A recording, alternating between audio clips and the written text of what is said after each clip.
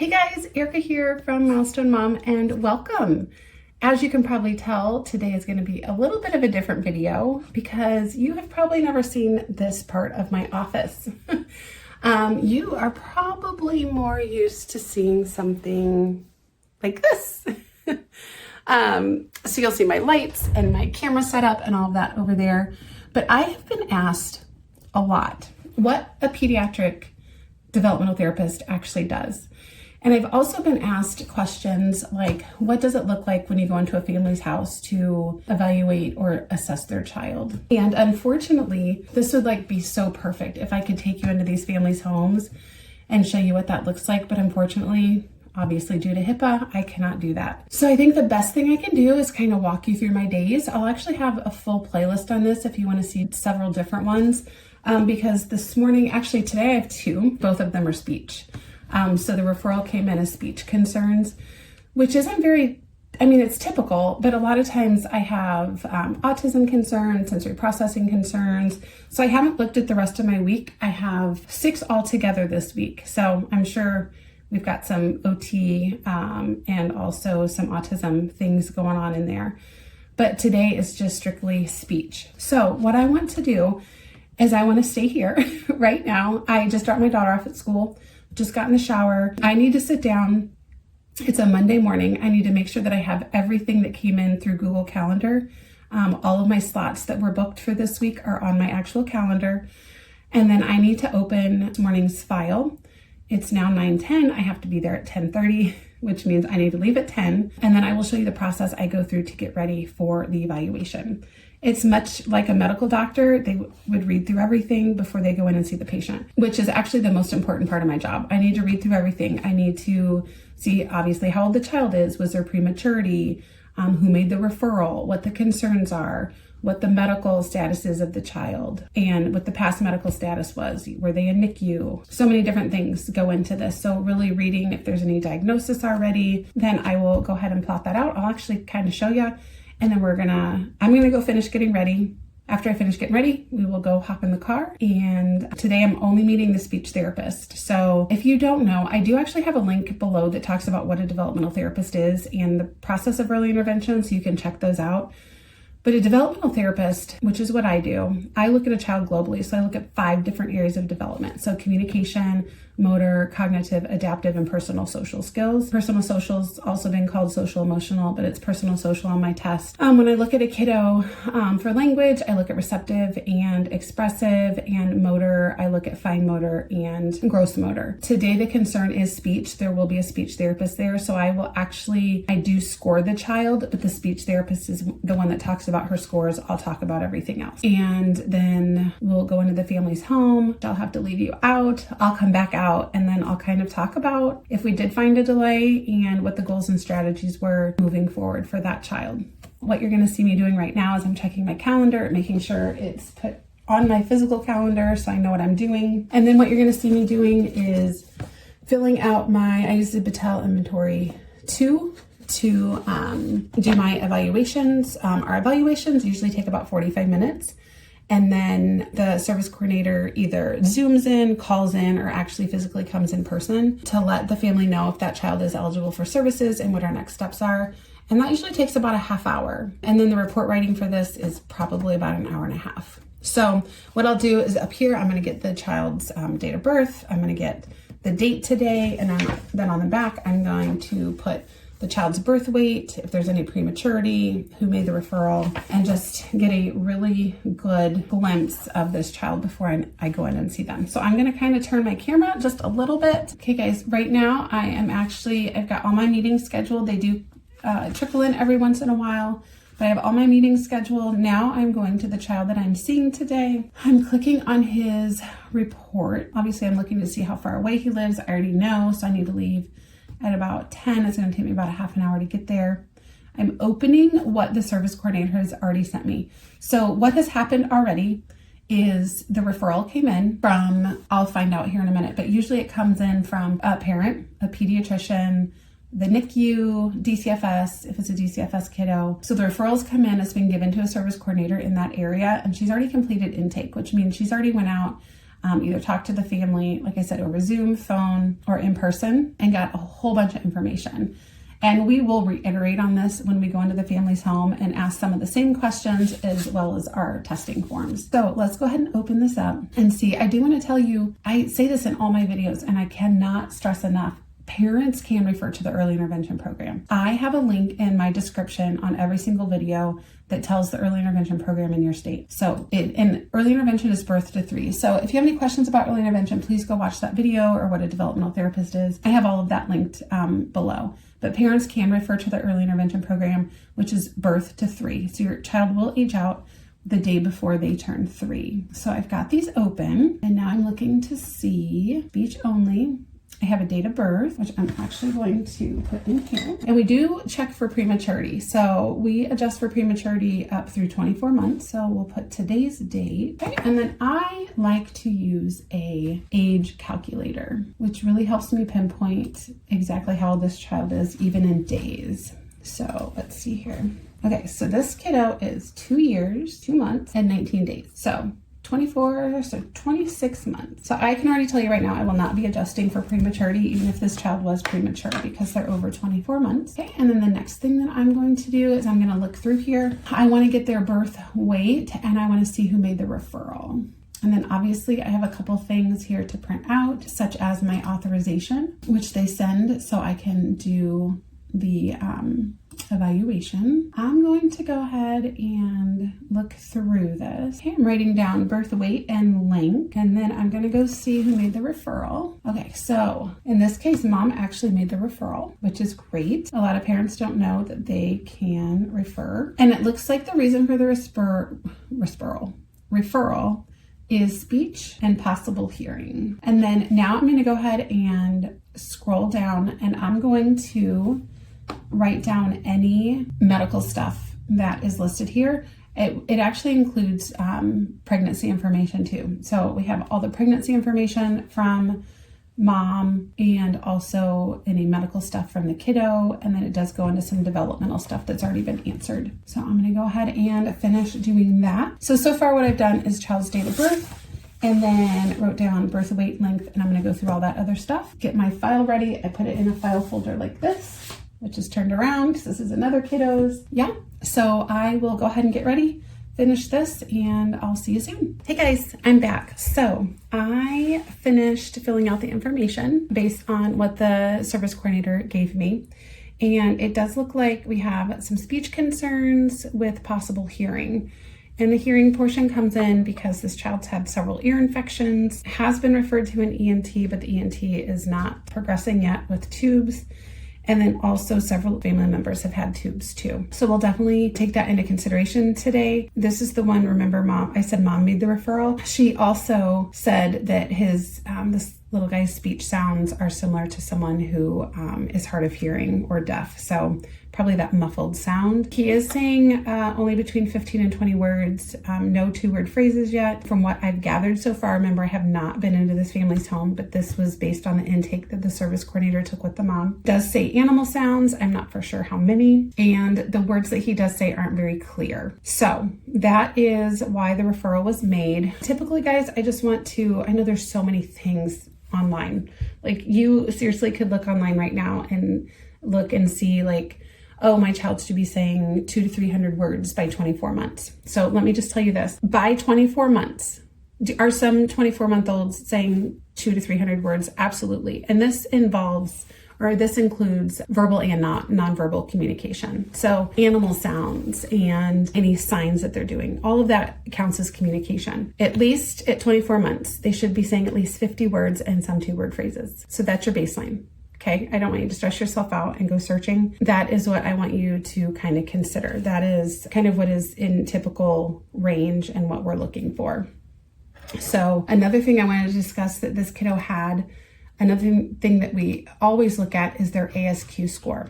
Now, ASQ, you're probably familiar with. It's something similar. It's the ages and stages that you'll get at the doctor's office. Usually confuse parents I have actually been in families' homes where, and not to blame dads, because moms do it too. So a dad has taken the child in, a mom has taken a child in, and their ASQ score is low. So then a lot of times we'll get a referral that says overall developmental concerns. We'll go into the house, test the child, and they're absolutely fine, because some of those questions are very difficult to answer. You will also see the ASQ. Obviously, our service coordinators do this when they do the intake. And then also when we go in and do the preschool screenings.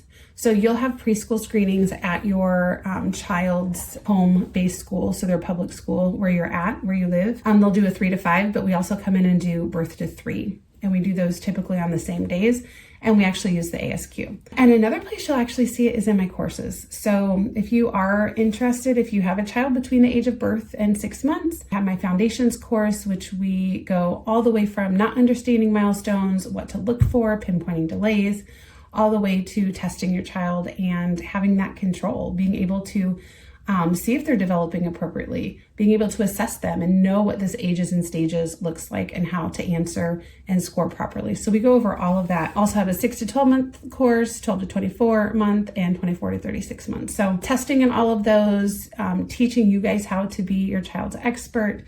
So all of that will be linked below in the description if you're ever interested in taking one of my courses. So I have everything here. I have the child's pediatrician, if they're taking medication, all medical history. So I think I am ready to go. The only thing left to do is go out and get my bag ready, which I'm gonna take you with me. Let's go ahead and turn my camera around because these are some of the things that I am going to be putting in my bag. So remember, a kiddo is 26 months. So we're definitely going to be doing, seeing if they can nest cups, seeing if we can match some colors into there. We're going to be doing blocks and shapes. I'm going to see if they can match at least a circle, square, and a triangle. Very simple puzzle. Came with my testing kit, which I've used for 10 years. The speech therapist usually brings a little bit more harder puzzle that's usually 3-piece knob puzzle like the Melissa and Doug ones. This is my cloth. This is what I cover things up with to see if the child will actually pull it and retrieve an object. That is what I have in my magic bag of toys. I do have more stuff. If you are interested in seeing something like that, where I actually go over my developmental therapy bag, then let me know. But for now, let's go ahead and pack it up and let's get going. Hey guys, I'm here. I made it. I'm just waiting on the speech therapist and we will go in and get started. I actually hate filming in front of families' houses because I feel like they think I'm like recording their house or something. So I'll either hop back in here and give you an update, or I will drive somewhere else and give you an update on what we decided. All right, see you here in a bit. So I just left the family's home. I drove a little bit and pulled over. I didn't feel like sitting in front of the family's home and doing this. So we just met with the sweetest family and the cutest little boy. Again, 26 months, concerns with speech and also hearing. So can I just tell you guys before I go on how much I absolutely love going into your homes and meeting your families. Like, I am so blessed to be able to have this career and to do what I do, coming in and meeting you where you are and helping you to figure out if your child has a delay or not, and then recommending the services that will get your child the help that they need. So I'm just in awe. Every time I walk out of families' homes, like every day I get to meet new people. I get to hear their struggles. I get to come alongside them and help them navigate early intervention and the delay that their child has. So grateful for that. So we did recommend speech therapy 1 time a week.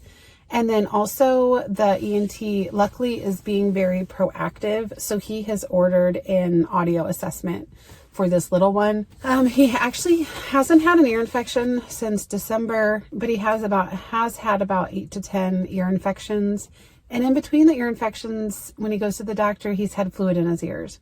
So whether or not he has, had an ear infection, he still may be holding fluid in his ears, which, obviously affects what he's hearing. So we went ahead and wrote it into our plan, but ENT has referred for an audio assessment, speech 1 time a week, and then we also recommended an OT assessment. And I'll tell you why here in a minute. So developmentally, this kiddo did very, very well. If you haven't watched my video on early intervention, again, it'll be linked below, but you have to have a 30% delay or greater to qualify for early intervention. So those were the scores that we were looking for. And this is based on other kids your child's age. So again, this child was 26 months. So our standardized tests that I'm looking at here goes by your child's age. And what we'll get from that once we calculate our scores is month equivalent and percentage delay. So I'll go over my scores briefly, kind of let you know where this little guy was. Now remember, I look at 5 different areas of development minus the speech portion because the speech therapist went over her report. Let me know how in depth you want these to be. I mean, I'll go ahead and throw out scores and why the scores are the way they are. But if you don't want the nuts and bolts of it, then you can just let me know. I'll let you know what the child qualified for and what goals and strategies we recommended. So, but for this one, I'll go ahead. Like I said, just comment below if it's like way too much information. So the first area I look at is adaptive. So these are all the questions I ask families about their kids feeding, sleeping, potty training, dressing, if they're still mouthing a lot of non-food items. And this little one came out at 22 months, 15% difference. So not close to that 30%. So he does not qualify in that area for me. What brought him down a little bit in this area, now I'm not going to go over all of this like I just did with the parents, but what brought him down in this area is he's not yet using utensils to feed himself. And open cup drinking is still emerging. Another thing, just so you guys know, that falls into this area for me is cautions. Like, is your child able to understand cautions, like not running out in the road, understanding that hot is dangerous? Are they cleaning up their toys? The next area is personal social. He also came out at 22 months, which is a 15% difference. Not huge concerns in this area. However, this is kind of where there's a couple of reasons we referred for an occupational therapy assessment. He's a sweet little boy, can take him to different outings like Walmart, doesn't really throw any long tantrums. But on the flip side of that, he's kind of more under-responsive than overstimulated, if that makes sense. He kind of just went about while we were there, just kind of doing his own thing. Didn't have much back and forth interaction with myself or the speech therapist.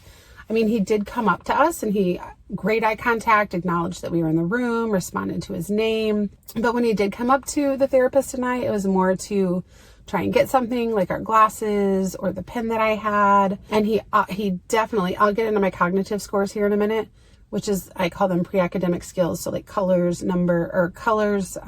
letters, puzzles, all of that stuff. He actually scored well on it. Like, he sat down, he came over, he knew what to do, but he just, I don't know. He was kind of under registering, if that makes sense. He was also toe walking, a little bit of hand flapping we only saw it once. But his parents do say that he does that when he's excited or upset. Just that back and forth interaction was not there. The understimulation. So those were a few reasons that we went ahead and recommended an OT assessment. The next area I go over, so personal social, really no issues in that area other than at 26 months, we really need to see more back and forth, connections, back and forth play. Joint attention. The joint attention wasn't there. I think pretty much the whole time he sat and played with my toys, he was focused more on the activity than he was me. He would look up and respond to his name. Sometimes it would take like theatrical things, for us to get his attention, like, wow, oh yeah. And then he would eventually look up. So the next area I go over is motor, and this is divided into 2 different sections. So gross motor and fine motor. Came out age appropriate, 26 months, 0% difference. Some of the things we're looking for at his age, 26 months. For gross motor, we like to ask the parents when he walked. He walked about 13 months, so on time. Kicking a ball, throwing a ball, going up and down stairs on his own, holding onto a railing. Not yet jumping with both feet leaving the ground. He will run at least 10 feet without falling, and he is walking backwards. And then the next area I go over is fine motor. So think of your fingers and wrists. He also came out age appropriate in this area. He was able to imitate horizontal and vertical lines with the demonstration. He also was able to stack blocks. He completed a 3-piece knobbed puzzle. And then the very last area that I go over is cognitive. And again, he's kind of holding his own in this area. So I did not recommend developmental therapy. He came out at 24 months, 8% difference. He is very visual, and it was hard for him to actually sit and wait for a demonstration to be done. He just kind of wanted to get in and do the thing. So a couple times I did have him wait just so he can see like me putting the colors into the cups. He matched colors. He matched, so red, green, blue, and yellow. He matched a circle, square, and rectangle. He's even able to identify visually some numbers. So if you were to ask him, like, where's the 10, where's the 5, he'd be able to point that out. He was able to pull a cloth to retrieve an object. So I would hide something under a cloth and he would retrieve it. I would also put an object under one of 2 cups and he would find that. And then he found an object in my hand when I hit it.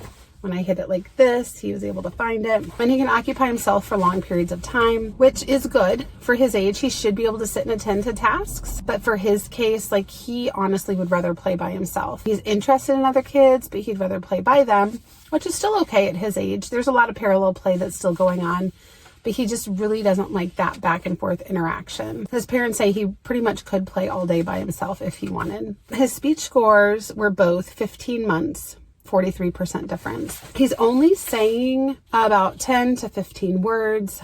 No 2-word phrases, except he has said all done and no mama. And he has a couple signs, which is more and all done. He says 3 animal sounds and he points to a few body parts. And he does follow 1-step directions. He's not following 2-step directions yet. And he's very, very self-directed. So it's all based on his terms and if he wants to do it. He also will wave, but again, it's if he wants to. So what we recommended, so the goal that we wrote, so speech 1 time a week. Okay, we want this kiddo, this is how we write them. We want blank to attend to people and play interactions so he can increase his ability to follow directions and interact with others. So that's the goal, because that interaction piece is definitely missing. And some ways that we're going to achieve that is to increase joint attention. And there's different ways that we can do that. So him and dad were sitting there playing with blocks. Well, he loves to stack. That's pretty much what he wants to do, is just stack things. So first him and dad were stacking the blocks, and then we recommended, because he loves those structured activities, so he can do those things. The next thing is to actually put the blocks, line them up, and then drive them like a train. So then maybe dad can drive it and then he can drive it. So different ways to get that joint attention piece. Putting things up to your eyes or to your face so it can increase eye contact when you're talking to him, because sometimes it is difficult to get his attention. Reciprocal language games, meaning you say something, I'll say something, whether it's just a sound, maybe it's the moo sound, something familiar that he knows. You can do that reciprocal back and forth game. Turn-taking activities, that's pretty self-explanatory. Giving him choices during daily routines. Right now, to get his wants and needs met, honestly, he's just, like I said, he's so underreactive. Like, he's not throwing a fit or anything. He will literally just go and sit by the thing that he wants. And his parents then know, what it is he wants. So giving him some different choices during daily routines. Phrase expansion. So, for example, like he's really good with his colors. So if dad says, go get the red ball, like if he was saying red, you could say ball, red ball. Or if he's saying moo, you could say moo cow. So extending those phrase expansions. Beginning to incorporate 2-step directions with visual cues. So right now he's really good with 1-step directions. So go put your cup in the sink. How we want to expand this is go put your plate in the sink and put your cup on the counter or something like that. And you can use visual cues. So you can maybe show the cup on the counter and the plate in the sink.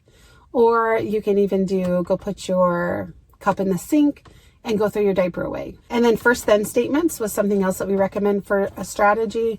So that is, if he wants to do something else, because he's very quick to move on to different things. Not always. He did become very hyper-focused on certain toys. But let's say he's working on maybe stacking those blocks, but he wants to move on to something else. First, we would say, first, we're going to put one more block on, and then we can do this. Or if we're completing a puzzle, first, we're going to put the cow in, and then we can move on. Having a defined play space we thought would be really good for him. So when the therapist comes, or even when you guys want to interact and work on things with your child, those small tables with the chairs, having a blanket out, them just knowing that this is a defined play space and this is where we work. Those usually are very helpful for kids. And do we expect a child this age, even at 26 months, to sit for an hour for a session? That's why we incorporate motor movements and gross motor play into our therapy sessions, because we don't expect them to sit there for an hour. And then visual, verbal, and tactile cues. So visual cues might be holding up a card or a ball or a puzzle or whatever it is that you want them to do, to show them what we're doing next. Verbal obviously is verbalizing to them what we're doing, and it can be where you're verbalizing while showing like a picture cue. And then tactile cues also is tactile is like touch. So kind of taking their hand to maybe what we're going to go play with, or if they're working on a puzzle and struggling, you can always take their hand and do what we call hand over hand assistance. So physically, like taking their hand and putting the puzzle piece on. So I know that was a lot. Again, let me know if this is too much. I feel like it's a lot. I'm not quite for sure if you want what I just did, or if you just kind of want like, okay, we recommended speech and occupational, and then here's the goal and strategy. So you guys let me know, but that's kind of it in a nutshell. And then we have another one at 4 o'clock today, which I need to go home and get ready for. And I will take you along to that one too. Again, I have 2 speech kiddos in one day, which is unusual. Usually I have either physical therapy or occupational therapy intertwined there. So another speech kiddo with the same therapist I was with today. We've worked for many years together. So when I get home, I will bring you along and we will prepare for that one. All right, guys, I'll see you soon.